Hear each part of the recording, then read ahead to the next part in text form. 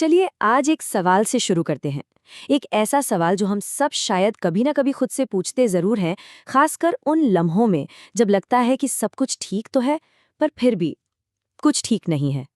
कभी ऐसा महसूस हुआ है कि बाहर से तो सब कुछ पा लिया, सब कुछ हासिल कर लिया, लेकिन अंदर एक अजीब सा खालीपन है, एक बेचैनी है जो जाती ही नहीं।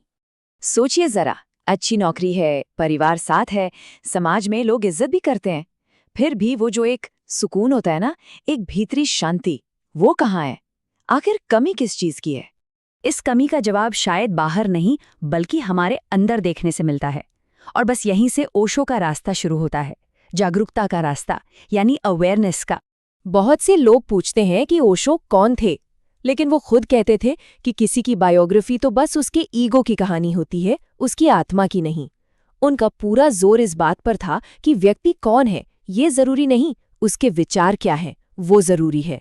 और ईमानदारी से कहें तो आज के समय में जब हर तरफ जॉब का प्रेशर है, ईएमआई का डर सताता है, परिवार की उम्मीदों का बोझ है, ओशो की बातें और भी ज्यादा रिलेटेबल और भी ज्यादा सच्ची लगती हैं।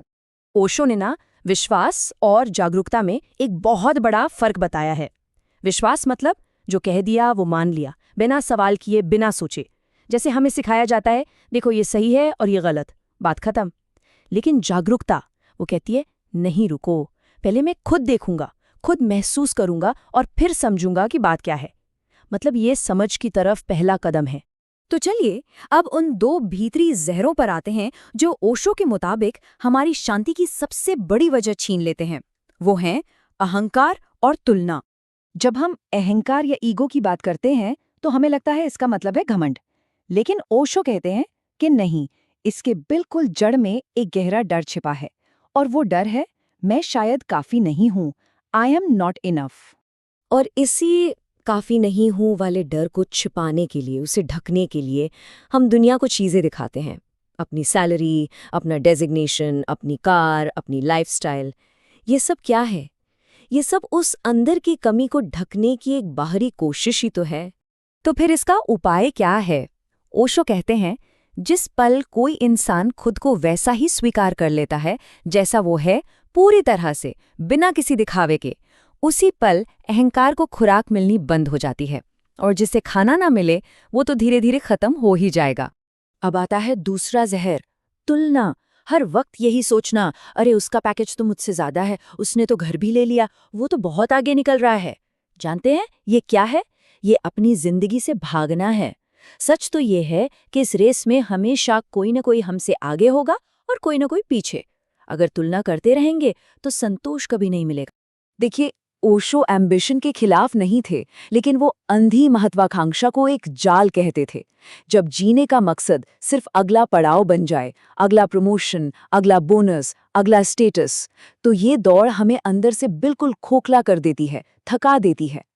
पर सोचें, जब वही काम किसी प्रमोशन के दबाव में नहीं बल्कि अपने जुनून, अपनी खुशी के लिए किया जाए, तो वो काम फिर काम नहीं रहता, वो बोझ नहीं लगता, वो अपने आप में एक ध्यान बन जाता है, एक मेडिटेशन। और जब ये छोटी छोटी बातें समझ आने लगती है ना, तब जीवन किसी रुकी हुई चीज की तरह नहीं बल्कि एक नदी की तरह बहने लगता है। ओशो, जिसे शून्यता या नथिंगनेस कहते हैं, वो असल में आजादी का ही दूसरा नाम है। जिस पल हम खुद को हर बात पर सही साबित करने की जिद छोड़ देते हैं, वो कभी न खत्म होने वाली दौड़ खत्म हो जाती है, और तब सही मायनों में जीना शुरू होता है। तो शायद जिन चीजों को हम अपनी समस्या की जड़ मान रहे थे, वो कभी समस्या थी ही नहीं। शायद प्रॉब्लम पैसा कभी नहीं था, ना ही वो नौकरी का प्रेशर, ना ही आसपास के लोग।